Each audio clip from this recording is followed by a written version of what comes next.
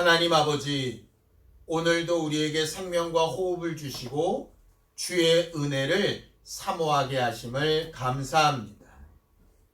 오늘도 말씀을 전하고 들을 때에 전하는 자나 듣는 자 모두가 하나님의 지혜가 있게 하여 주셔서 잘 깨닫고 순종할 수 있는 부분을 찾게 하여 주시고, 우리가 연약하여 할 수 없는 그것을 성령으로 도우시고 함께 하시는 증거들도 많이 볼 수 있게 하여 주시옵소서.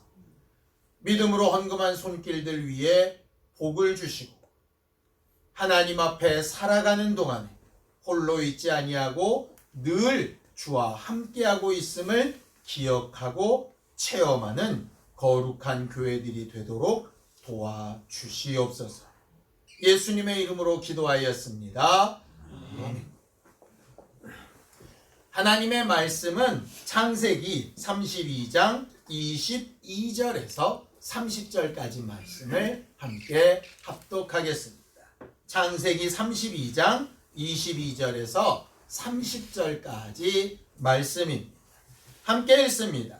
시작. 밤에 일어나 두 아내와 두 여종과 11 아들을 인도하여 야복 나루를 건널세 그들을 인도하여 시내를 건너가게 하며 그의 소유도 건너가게 하고, 야곱은 홀로 남았더니 어떤 사람이 날이 새도록 야곱과 씨름하다가 자기가 야곱을 이기지 못함을 보고 그가 야곱의 허벅지 관절을 치매 야곱의 허벅지 관절이 그 사람과 씨름할 때에 어긋났더라. 그가 이르되 날이 새려 하니 나로 가게 하라. 야곱이 이르되 당신이 내게 축복하지 아니하면 가게 하지 아니하겠나이다. 그 사람이 그에게 이르되 내 이름이 무엇이냐? 그가 이르되 야곱이니이다. 그가 이르되 내 이름을 다시는 야곱이라 부를 것이 아니요 이스라엘이라 부를 것이니 이는 내가 하나님과 및 사람들과 겨루어 이기었음이니. 야곱이 청하여 이르되 당신의 이름을 알려주소서. 그 사람이 이르되 어찌하여 내 이름을 묻느냐 하고 거기서 야곱에게 축복한지라. 그러므로 야곱이 그곳 이름을 브니엘이라 하였으니 그가 이르기를 내가 하나님과 대면하여 보았으나 내 생명이 보존되었다 함이더라.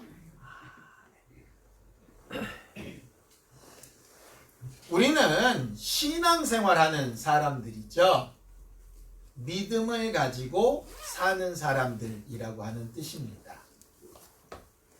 근데 우리만 믿음을 가지고 사는 건 아니거든요. 세상 사람들도 다 믿음을 가지고 삽니다.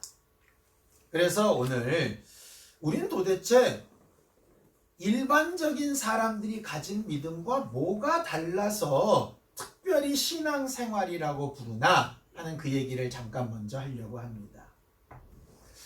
우리가 가진 믿음 말고 일반 사람들이 가진 믿음이 뭘까? 좀 이렇게 생각을 해봤어요. 네. 여러분들 그 아내 되신 분들은 남편을 믿으시죠? 답이 없네. 자, 그럼 남편 되신 분들 아내들을 믿으시죠? 아멘. 이렇게 나와야지. 확실히 남자들이 낫네. 근데 한 번 더 묻겠습니다. 그럼 아내를 믿는다고 그럴 때 뭘 믿는 겁니까? 얼굴이 예쁘다고 믿는 겁니까? 키로가 50kg가 안 넘을 거라고 믿는 겁니까? 뭘 믿는 겁니까? 마음을 믿어요? 어떤 마음? 어떤 마음? 나만 사랑할 거다.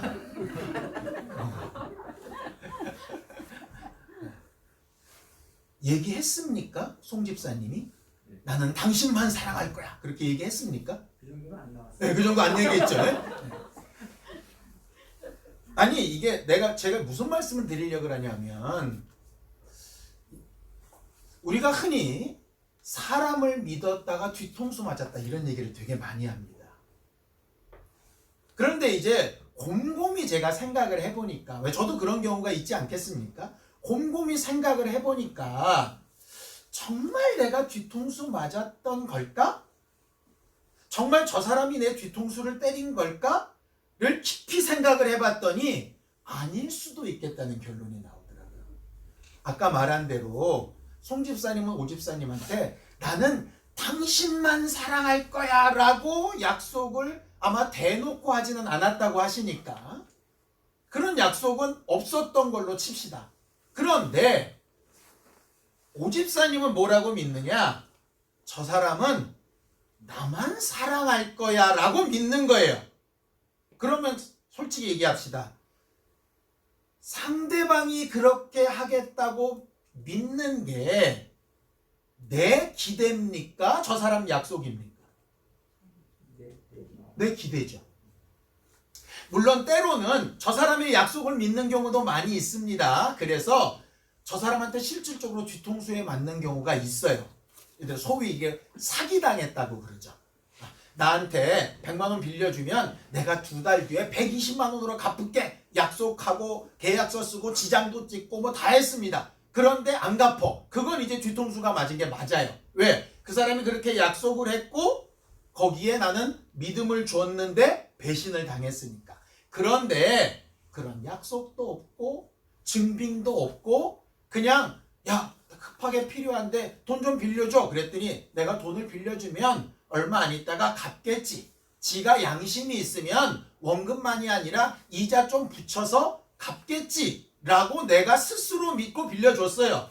그런데 이 사람이 내가 기대했던 기간이 훨씬 지나서 그것도 이자 한 푼도 없이 원금만 딱 돌려받았단 말이에요.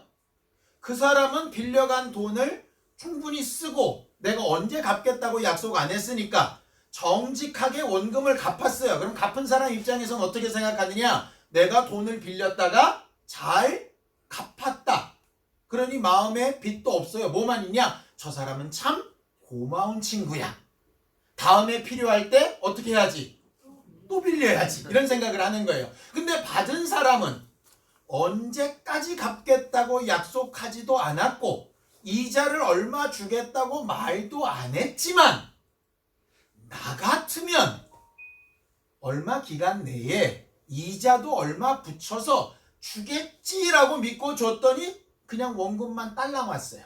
그럼 다음번에 어떻게 하겠습니까? 저놈은 믿을 사람 못 믿을 사람? 못 믿을 사람. 도대체 근거가 뭐예요? 얘 기대.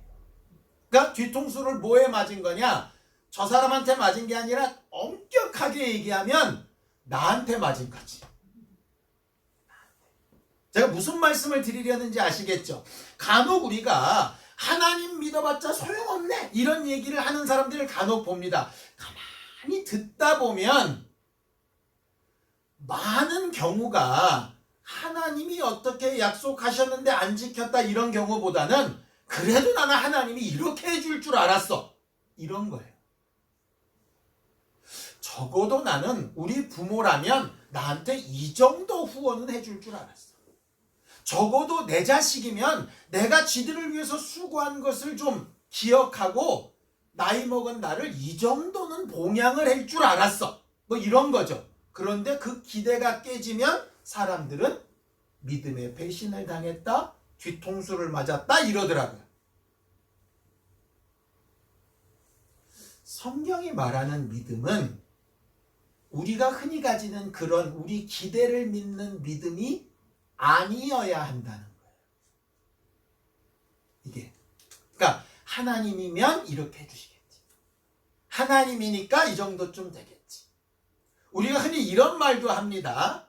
에이 저 사람 말은 그렇게 했지만 어떡할 거야? 아닐 거야. 이런 경우 간혹 있죠. 애들이 너 이번에 이 약속 안 지키면 너 이번에 집 나가는 거야. 너 용돈 끊어. 그럴 때 애들이 마음속 한구석에 뭐가 있습니다. 말은 저렇게 했지만 그래도 이게 있어요. 난 이 상황 이해 못해. 차라리 이럴 거면 집에서 나가. 설마 이런 게 있어요. 그거는 믿음이 아니라 내 기대죠. 내 기대. 그러니까 믿음이 맞기는 맞아요. 근데 어떤 믿음이냐? 그냥 자기 기대를 믿는. 제가 오늘 여러분들하고 말씀드리고 싶은 건 하나님에 대한 기대가 우리에게 있습니다. 그 없다면 말이 안 돼요. 있어요. 있는데 그 하나님에 대한 기대가 사실 뭐를 근거로 해야 되느냐? 하나님이 약속하신 말씀을 근거로 할 때 비로소 우리가 확실하게 인지할 수 있는 믿음이라는 거예요. 성경을 좀 보죠. 로마서 10장 17절입니다. 로마서 10장 17절 함께 읽습니다. 시작. 그러므로 믿음은 들음에서 나니 들음은 그리스도의 말씀으로 말미암았느니라. 우리 되게 잘 아는 말씀이죠. 이 말을 뒤집으면 어떻게 되느냐?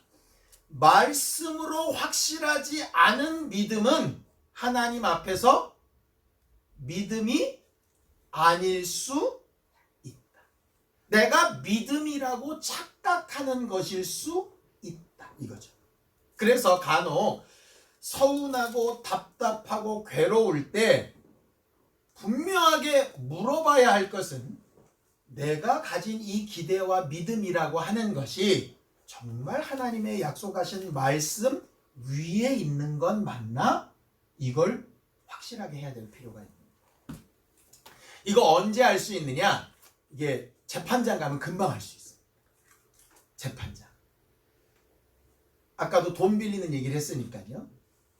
돈 빌리고 빌려주고 할 때 뭐 쓰죠? 차용증이라는 거 씁니다. 이걸 아는 사람은 빌려주거나 받아본 사람이에요. 아니면 몰라요. 그런데 친구들끼리 돈 빌려주면서 서로 쓰자. 이런 경우 잘 안 하는 경우 많거든요. 믿겠거니 하고 합니다. 근데 자기들끼리는 그게 믿겠거니가 돼요. 근데 이게 재판장에 가면 증거가 안 돼요. 차용증 썼습니까? 공증했습니까? 아니면 실질적으로 돈이 계좌로 왔다 갔다 한 게 있습니까? 그런데 내 주머니에서 돈을 빼줘서 현금으로 왔다 갔다 했으니 어떻게 알아요? 증빙이 안 되잖아요. 그러니까 그럴 것이라고 많은 사람들이 예상은 돼도 법적으로는 아무런 능력이 없는 경우가 생기더라니까요. 얼마나 억울해요. 그래서 증거가 있어야 된다고 얘기하잖아요. 하나님과의 관계에서 하나님이 하신 약속, 그 말씀이라는 게 바로 딱 그 차용증과 같은 거예요. 그래서 그 증거를 아는 게 필요합니다.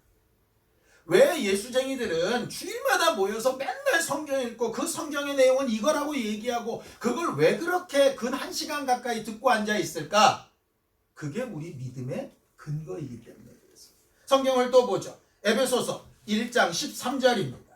함께 읽습니다. 시작. 그 안에서 너희도 진리의 말씀 곧 너희의 구원의 복음을 듣고 그 안에서 또한 믿어 약속의 성령으로 인치심을 받았다 그랬어요. 뭐에 대해서입니까? 진리의 말씀 안에서 구원의 복음 안에서 그 안에서 믿음이 있다 이렇게 되어져 있어요. 그러니까 내가 적어도 믿음이라고 부르려면 근거가 하나님의 말씀, 약속이어야 한다는 거죠. 그래서 자기 믿음을 잘 돌아볼 필요가 있습니다. 그래서 간혹 이런 얘기 합니다. 자기 나 사랑해? 라고 남편이 묻거나 아내가 물으면 상대방이 대부분 뭐라고 얘기를 하느냐? 그걸 꼭 말로 해야 알아? 말로 해야 합니다. 말을 정확하게 해줘야 돼요.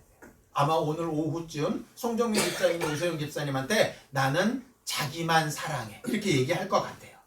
그걸 딱 녹음을 해뒀다가 나중에 증거로 잡는 거예요. 하나님의 말씀이 그렇게 우리 안에 심겨져야 되고 그 말씀을 확실하다고 공증하고 보증해주는 분이 성령이라고 성경은 말해요. 목사의 말을 믿지 말고 하나님의 말씀을 믿으세요. 사람들의 말을 믿지 말고 하나님의 말씀을 믿으세요. 그래서 누가 뭐라고 얘기한다면 하나님의 말씀에 과연 그렇게 되어져 있는가를 살펴보고 그 말씀이 정말 그 뜻인가를 한번 돌아봐야 여러분들이 나중에 뒤통수를 맞아도 여러분들의 기대에 뒤통수를 맞는 게 아니라 하나님의 말씀에 근거해서 뒤통수 맞고 그래야 내가 하나님 앞에 뭔가를 요구할 수 있는 힘과 근거가 생기게 돼요. 그런 믿음이 우리 모두에게 있기를 예수님의 이름으로 축원합니다. 이렇게 하나님의 말씀을 믿고 의지하는 것이 대단히 중요합니다. 그런데 그 말씀이 당장은 눈에 안 보여요. 그 믿음은 당장 눈앞에 이루어지지 않은 걸 믿는 것이라 늘 어렵죠. 성경을 또 보겠습니다. 로마서 8장 24절에서 25절입니다. 함께 읽습니다. 시작. 우리가 소망으로 구원을 얻었음에 보이는 소망이 소망이 아니니 보는 것을 누가 바라리요. 만일 우리가 보지 못하는 것을 바라면 참음으로 기다릴지니라 이렇게 되어 있습니다. 믿음이라고 하는 건 아직 이루어지지 않고 보여지지 않는 부분을 소망을 가지고 기대하는 것이라고 이렇게 되어져 있어요. 요즘 세상은 안 보이는 것을 기대하는 정도가 아니라 눈에 보이고 손에 잡히고 이미 우리가 경험하고 지나간 일도 잘 못 믿는 경우가 많아요.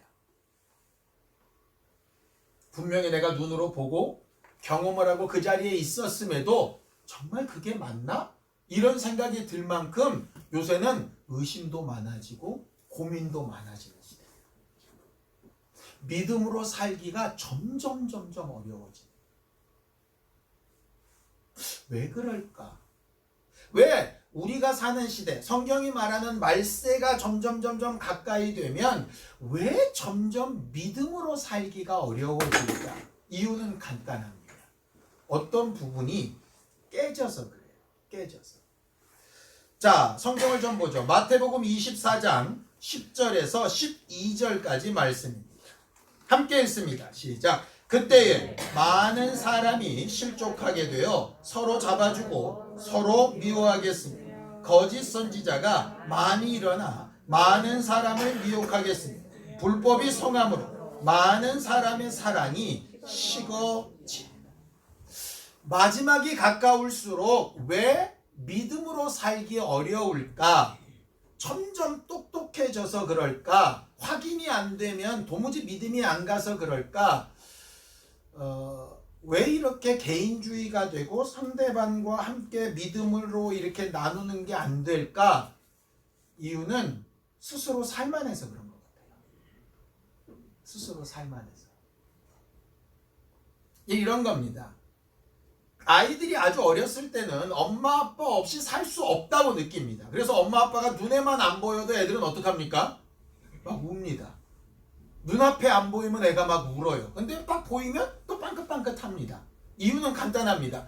저분들이 있어야 내가 산다고 생각하기 때문에 그래요. 그런데 어느 날 그런 아이가 방문을 걸어 잠그고 들어갑니다.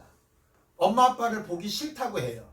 이유는 뭐냐? 간단합니다. 그 엄마 아빠 없이도 내가 살 수 있다고 생각합니다.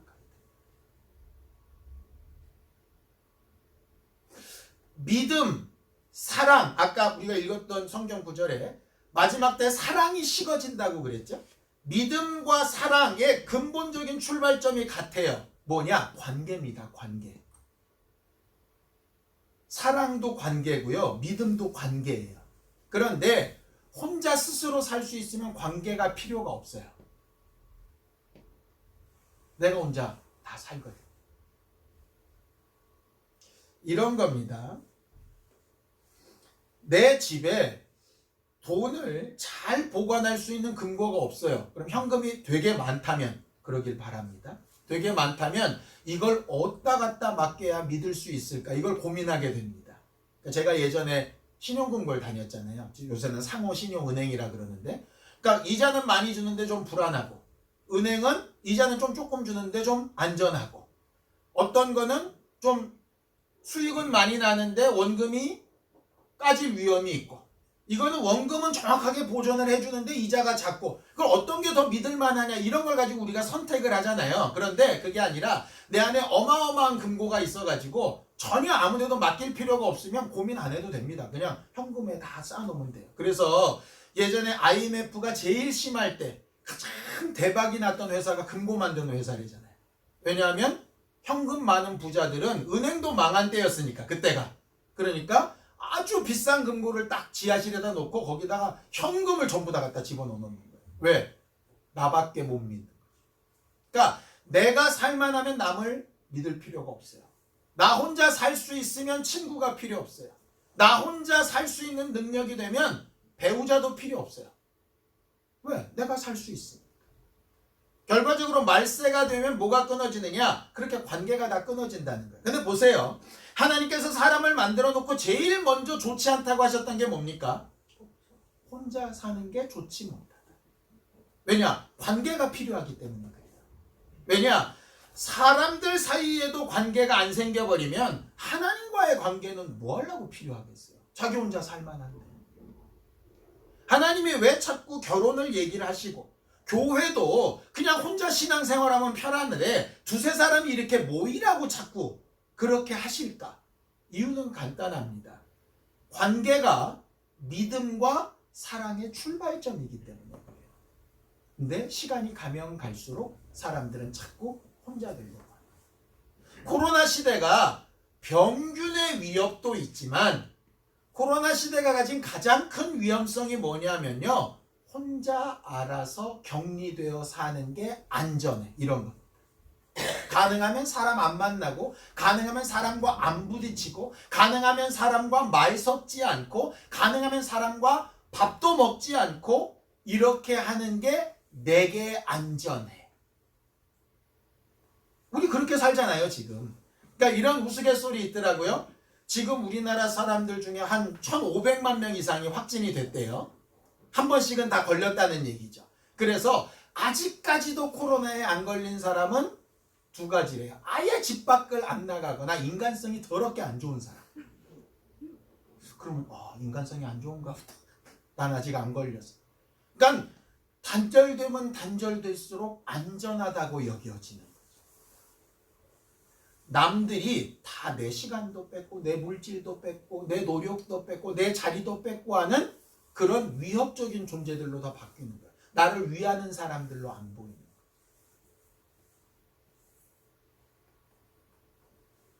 과거에는 부모가 자식을 위해서 사는 게 너무나도 당연하고 그게 도리어 기쁨이었습니다.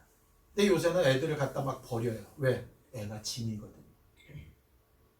쟤 때문에 내게 뺏긴다고 생각해요.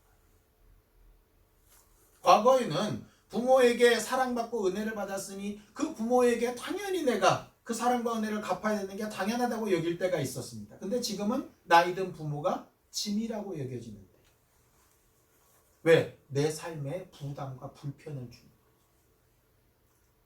과거에는 교회가 내 심령의 위로가 되고 힘을 얻고 서로 으쌰으쌰하면서 서로 교제하면서 기쁨과 막 사랑을 나누는 그런 곳이었습니다. 근데 어느 순간에 교회가 부담이 되는 거예요.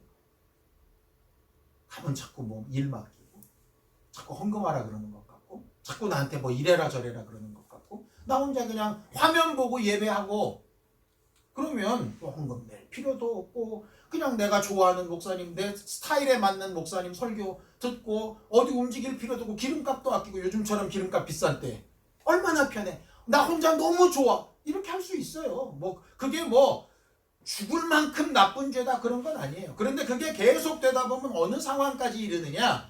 결국 하나님은 왜 의지해야 되느냐까지 가는 거예요. 말세가 될수록 믿음으로 살기 어려운 것은 그런 부분입니다. 물론 맨날 막 뭉쳐서 부하라 막 이렇게만 한다고 좋은 신앙생활이라는 뜻은 아닙니다. 분명히 예수님께서 말씀하신 것처럼 골방에 들어가서 기도하듯이 자기 혼자만 하나님과 독대하듯이 그런 때가 필요할 때가 있습니다. 당연히 있어요. 그런데 그렇게만 하면 도무지 하나님 앞에 말씀대로 증거를 얻어가면서 나누는 삶은 불가하게 됩니다. 그럴 기회도 찾고 그렇게 얻은 힘으로 나와서 또 역사하는 일이 당연히 필요합니다. 모세가 시내산 위에서 40일 40밤을 하나님과만 독대할 때가 있었고 그리고 내려가서 일할 때가 있어요. 예수님의 세 제자가 예수님과 모세와 엘리야가 모여서 변화산상에서 아주 휘황찬란하게 그렇게 아주 평안함을 느끼는 때가 있었고, 거기 초막 찍고 머물고 싶지만 그 꿈을 접고 다시 또 세상으로 내려가야 될 때가 있었던 것처럼 하나님과 독대하는 때와 그 다음 관계를 엮어야 될 때가 분명히 존재하는 것. 우리가 간혹 사람들과 함께 있다 보면 상처받을 때도 있고 실망할 때도 있고 내 기대 때문인지 저 사람 때문인지 잘 모르겠지만 어쨌든 나 혼자 사는 게 너무 평안하고 마음이 편해 이럴 때가 있을 수 있습니다. 그런데 그게 계속되면 무슨 병이 되는 거 아시죠? 우울증이 됩니다. 그리고 굳이 이렇게까지 혼자 있는데 굳이 살아서 뭐하나 이렇게까지 가. 하나님 앞에 그 과정을 잘 떨치고 지나가는 지혜가 우리 모두에게 있기를 바라요. 오늘 성경 본문에 보면 야곱 이야기가 나옵니다. 야곱의 지금 현재 상황이 굉장히 어렵고 힘든 상황이에요. 재산 문제 때문에 장인이자 외삼촌인 라반하고 굉장히 큰 갈등 상황 가운데 있었습니다. 그 갈등 상황을 피해서 고향으로 돌아가는데 웬걸 이번에는 또 쌍둥이 형인 에서가 사람들을 이끌고 온다 그러니까 이걸 싸워야 돼, 피해야 돼, 무릎을 꿇어야 돼. 앞날에 대해서 기약할 수 없는 굉장히 힘든 상황이 있습니다. 자기 혼자라면 과거 베델처럼 휙 도망이라도 갈 텐데 이건 아내 두 여종에 그 다음에 애들 11명에 가진 게 너무 많아가지고 도망도 못 가는 거예요. 여러분들 과거에 어떤 불났을 때 집에 있는 물건 가지러 들어갔다가 죽은 사람 얘기 들으셨나요? 아무것도 없는 사람은 걱정이 없이 몸만 튀어나오면 되는데 가지고 나올 게 많은 사람 그거 고민하다가 자기도 못 나오는 경우가 있는. 야곱이 다 그런 경우예요. 이게 다시 돌아가자니 외삼촌이랑 껄끄러워. 앞으로 가자니 에서랑 문제가 있어. 광야에서 이 많은 사람들을 데리고 정착을 하자니 그것도 지금 불안해. 이거 앞으로 갈 수도 없고 뒤로 돌아갈 수도 없고 머물 수도 없고 아무것도 어떻게 할 수 없는 상황이 된 거지. 그러니 너무 부담되고 힘들고 괴로우니까 어떡합니까? 다 떠나보내. 자기 물질도 떠나보내고 종들도 떠나보내고 자기 사랑하는 아들과 자식들도 떠나보내고 누구만 남냐? 자기 혼자만 남는 거예요. 이걸 어떻게 해야 될지 도무지 알 수가 없었어요. 근데 하나님은 혼자 그렇게 떠나올 때 뭐라고 약속하셨냐? 우리가 봤던 말씀입니다. 창세기 28장 15절입니다. 함께 읽습니다. 시작. 내가 너와 함께 있어 내가 어디로 가든지 너를 지키며 너를 이끌어 이 땅으로 돌아오게 할지라.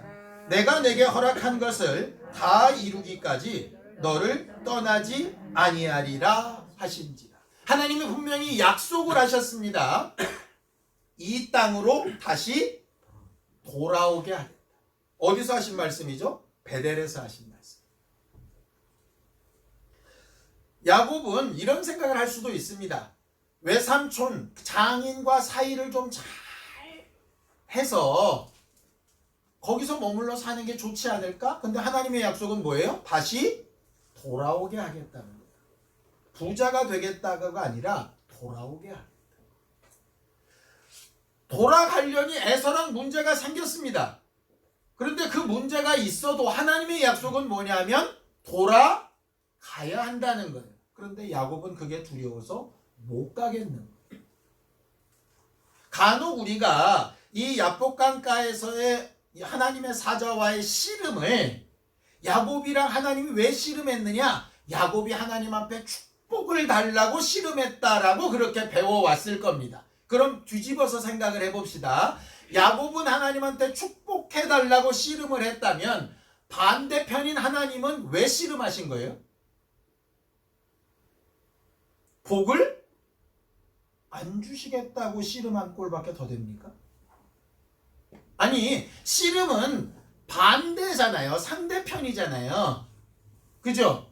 야곱이 복 달라고 씨름을 했다면 하나님은 왜 싸우셨냐고, 야곱하고. 복을 안 주겠다고 씨름하신 꼴이 되잖아요. 근데 하나님은 처음부터 내가 너 복 주겠다라고 약속하셨어요. 그런데 무슨 싸움이 돼 그게. 그러니까 야곱은 복 달라고 싸움을 한 게 아니다가 금방 알 수 있는 게 목사님들이 야곱이 왜 야복강에서 씨름했습니까? 복 달라고 했습니다. 그러니 우리도 복 달라고 하나님 앞에 씨름하듯 기도해야 됩니다. 아멘! 다 한단 말이에요.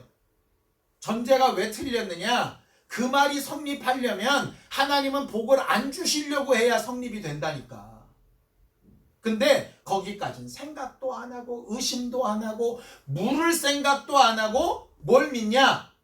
약속이나 말씀을 믿는 게 아니라 목사 말을 믿은 거죠. 그러니 그게 전혀 의심 없이 그냥 들리는 거예요. 그럼 반대가 뭡니까? 반대. 그 다음 여호와의 사자가 이렇게 얘기합니다. 날이 샜으니 나로 가게 하라 이럽니다. 나는 가야겠다는 거예요. 어디로? 베델로. 왜? 약속이 베델이니까 나는 너랑 함께 라반의 집에 갔다가 베델까지 난 가야 되는데 너는 안 가겠다고 하지 않냐. 나는 가야 된다는 거고 베델에 재물도 떠나보내고 종도 떠나보내고 아내도 자식도 다 떠나보내고 너만 살겠다고 지금 못 가겠다고 버티지 않냐. 근데 가야 돼. 그게 내 약속이야. 이게 하나님의 말씀이에요. 근데 야곱은 겁나서 못 가겠다는 거예요. 지금. 그러니 말이 완전히 틀리죠. 야곱은 믿음으로 복 달라고 씨름을 한 게 아니고요. 하나님 약속을 따를 힘이 없어서 나 못 가겠다고 지금 발을 동동 구르고 있는 거랍니다. 하나님은 가야 되겠다는 거고. 근데 하나님이 그걸 억지로 못 하셨어요. 이게 하나님의 어찌 보면 은혜입니다. 여러분들 이런 얘기 들어보셨죠? 자식 이기는 부모 없다. 부모가 분명히 옳다고 여기는 바가 있어요. 그런데 자식이 뻗팅기면 힘으로나 여러 가지 법적으로나 물질적으로나 이길 수 있어요. 충분히. 근데 그렇게 안 합니다. 왜냐? 그렇게 해서 마음이 상하는 게 훨씬 더 아픈 일인 걸 알기 때문에 회유를 하든 설득을 하든 조건을 달든 어떤 상황을 붙여서라도 그 아이와 어떻게든 대화를 계속 시도합니다. 그게 부모의 다른 점이에요. 사랑은요, 어떻게든 관계를 끊지 않으려고, 마지막 순간까지 관계를 끊지 않으려고 애쓰는 거. 법대로 하면 편해요. 쉽게 얘기합니다. 북한이 막 계속 핵실험을 합니다. 그럼 약속은 뭐였습니까? 그거 안 하기로 한 거였잖아요. 니들 핵실험 했으니까 지금까지 약속 니들이 어긴 거지. 오케이, 그럼 우리도 쏠 거야 하고 팡 쏩니다. 법적으로는 틀리지 않아요. 맞아요. 근데 그렇게 되면 어떻게 되겠습니까? 속은 시원할지 몰라도 그 다음에 후폭풍이 엄청난 거예요.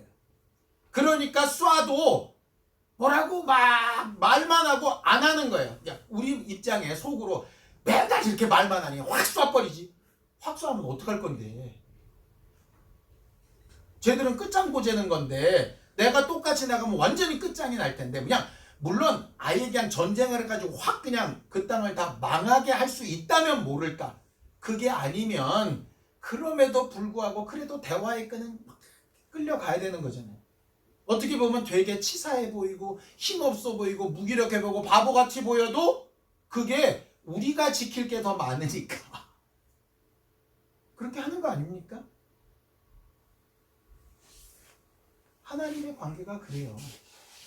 그래서 하나님 그 다음 방법으로 선택하신 것이 축복하고 확신을 주고 다시 힘을 주고 따라 움직일 수 있도록 환경을 만들고 이렇게 하시는 거예요. 그게 은혜예요. 다시 기회를 주시는 거예요. 하나님 입장에서는요, 좀 답답하실 수 있을 것 같아요. 왜냐? 보세요. 야곱이 베델에서 하나님 만났을 때 가진 게 아무것도 없었습니다. 그렇죠? 그런데 하나님 약속대로 라반의 집에 가서 어떻게 됐느냐? 부인을 넷이나 얻었고요. 넷을 얻어서 좋다는 뜻은 아닙니다. 짐이 넷이나 된 거예요. 넷이나 얻었고요. 아이들도 11명이나 얻었습니다. 아무것도 없던 자가 굉장히 큰 물질도 얻었습니다. 자기를 죽이려고 쫓아는 외삼촌과도 하나님이 능력으로 잘 화해를 시켜주셨습니다. 경험들이 많죠. 하나님 입장에서 야, 내가 이것도 해주고 저것도 해주고 저것도 해주고 다 해줬는데 그래도 못 믿냐? 이렇게 하실 수 있지 않겠습니까? 그런 마음도 아마 있으셨을 거예요. 그런데 야곱의 입장에선 그것도 저것도 다 과거의 체험 맞는데 지금 이 문제는 해결이 안 나는 거예요. 우리 그런 경우 있지 않습니까? 과거에 내가 무슨 병에서도 고침받았고 내가 어떤 상황에서도 하나님이 도우셨으니 앞으로도 도우시겠지라고 하는 기대는 있습니다. 그런데 마음 한구석에 쿵통통통통 하는 게 있는 거예요. 여러분들은 모르겠지만 믿음이 적은 저는 있더라니까요. 지금까지 저한테 여러 가지 암병으로 이렇게 나았던 수많은 간증들을 내가 직접 보기도 했고 기도해서 응답도 받은 적도 있고 그렇습니다. 그런데 내일 모레 매제가 암수술 받는다고 하는데 하나님이 하실 거야. 말은 그렇게 하지만 마음 한구석에 계속 두근두근 거려요. 이거 잘못되면 어떡하지? 이게 있다니까요. 죄송해요. 믿음이 없어서. 근데 하나님은 그렇게 하시겠다고 하는데 지금 현실 문제는 이게 잘 안 되네 마음이.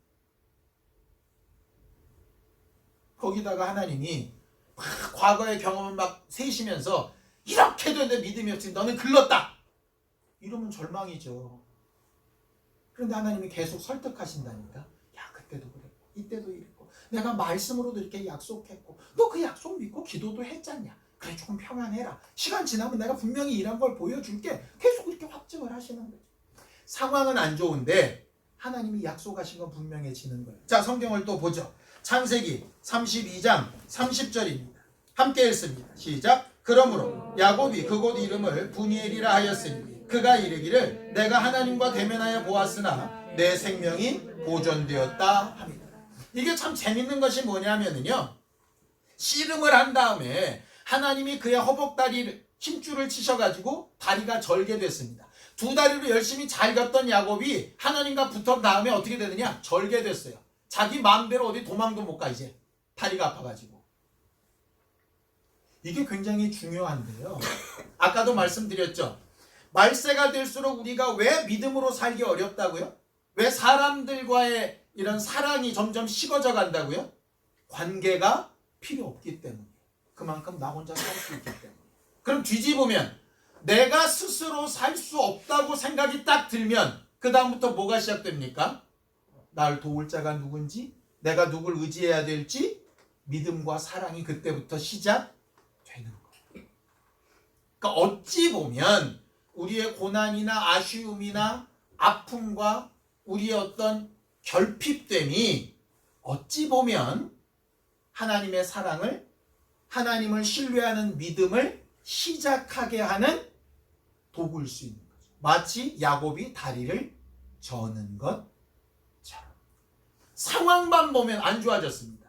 그나마 몸뚱아리라도 건강했는데 이제 몸뚱아리까지 절게 생긴 거예요. 상황은 더 나빠졌어요. 근데 하나님 입장에선 상황이 나빠진 게 아니라 그 과정을 통과해서 하나님을 의지할 수 있는 상황으로 바뀐 거죠.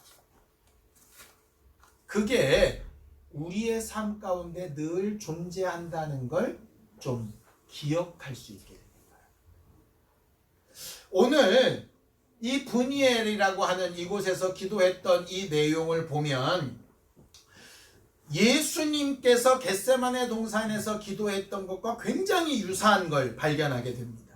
첫 번째는 뭐냐? 겟세마네에서 예수님 왜 그렇게 땀방울이 핏방울이 되도록 기도하셨죠? 하나님이 바라시는 것과 자기가 바라는 기대가 달랐기 때문이에요.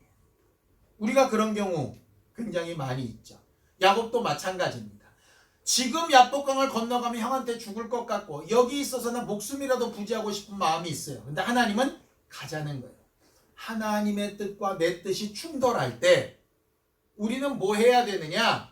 내 뜻을 과감하게 버리고 하나님의 뜻대로 갑시다. 이러면 굉장히 좋을 텐데 우리는 그렇게 잘 안 돼요. 어떤 과정이 필요하냐? 겟세마네 기도처럼 야복강가 그 브니엘에서의 씨름처럼 하나님과 대놓고 한판 붙는 게 필요해요. 근데 왜 우리 믿음이 정상적인 상황으로 발전은 안 하느냐? 그 과정을 건너뛰기 때문에. 내 상황과 하나님의 기대가 부딪히면 어떻게 해서든 하나님과 붙어봐야 돼요. 이게 표현이 좀 경박스러워서 그래서 죄송합니다.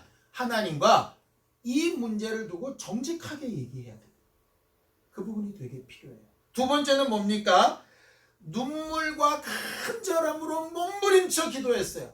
그러면서 우리는 뭘 기대하느냐? 그러니 하나님이 져주셔서 내 뜻대로 되겠지. 근데 그게 아니에요.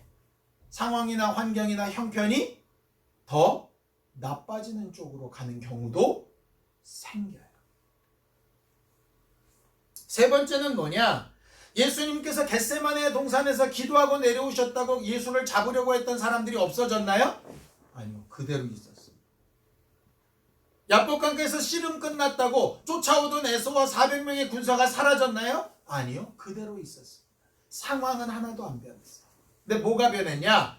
기도하고 하나님의 뜻을 받아들인 기도한 사람 자체가 변했어요. 우리는 자꾸 기도하다 보면 뭐를 원하느냐? 하나님 환경 바꿔주세요. 저 사람 바꿔주세요. 이 문제를 해결을 자꾸 이렇게 바뀌어요. 하나님이 그렇게 하실 거예요. 약속을 하셨다면. 근데 뭘 바꿔주시느냐? 그 약속을 대하는 나를 바꾸신다고. 나를. 한쪽에 두근댔던 그 마음 말고 약속을 믿는 평안함과 담대함으로 바꿔주신다고요. 근데 우리는 그거는 뒤로 빼고 상황이 안 바뀌었다. 기도해도 소용없다는 얘기들을 되게 많이 하게 되는 겁니다. 저도 그렇고 여러분들도. 자, 결론을 내겠습니다. 하나님이 우리에게 은혜 위에 다시 주시려고 하는 은혜, 그 기회는 뭐냐 하면요. 하나님의 뜻과 내 생각이 어그러졌을 때 가장 먼저는 하나님의 뜻이 뭔가를 확인하고 내 뜻과 어떻게 일치가 될 수 있을지 계속해서 대화를 시도하는 겁니다. 딴 건 못해요. 사람들은 내 마음 이해 안 해주고 상황은 내 뜻대로 안 돼도 괜찮습니다. 뭐. 그런데 하나님과의 대화는 계속 있어야 됩니다.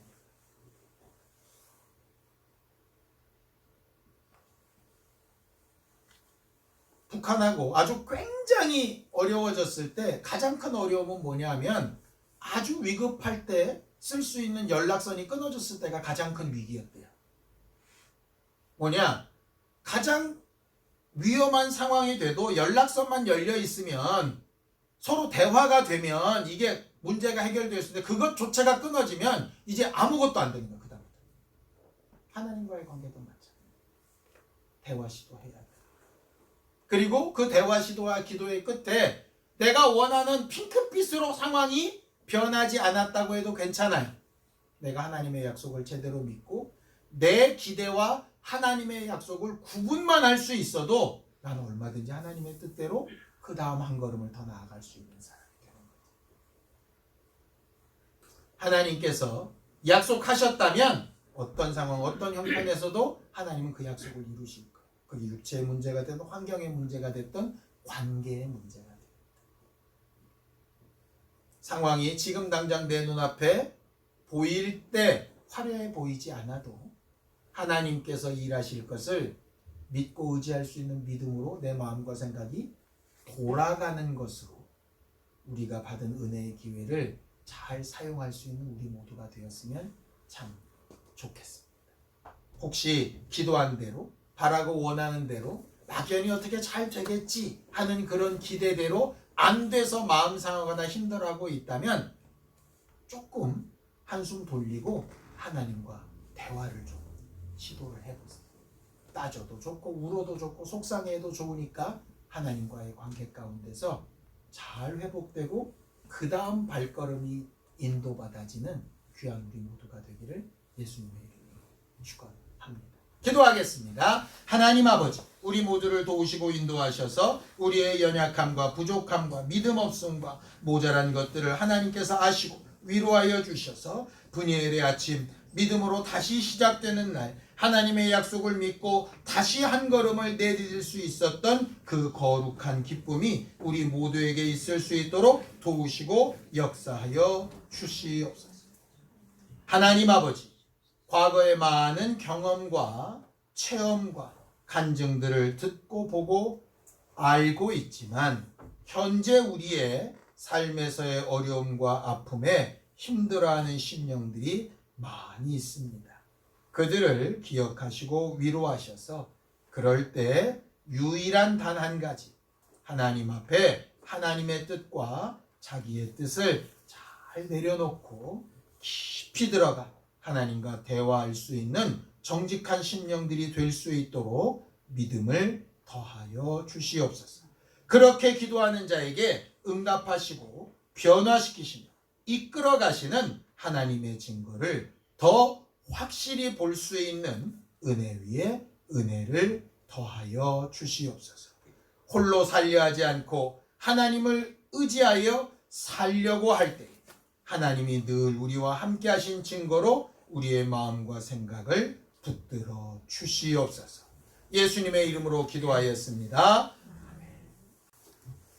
이제는 우리 주 예수 그리스도의 은혜와 하나님 아버지의 극진하신 사랑과 성령님의 감동하시고 함께 하시는 분명한 증거가 분이엘의 아침을 맞듯 하나님과 깊은 대화 가운데 인도받기 원한 우리 모두 위에 이제부터 영원까지 함께 있을지어다. 아멘.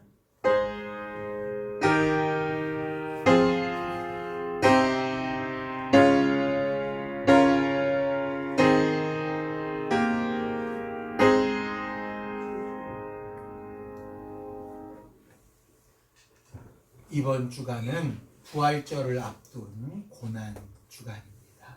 한 주간 동안 부활을 기대하고 소망하는 마음으로 하나님 앞에 우리의 문제 하나하나를 잘 아뢰고 대화를 시도해보는 거룩한 기회로 삼으시기를 바랍니다. 수고하셨습니다.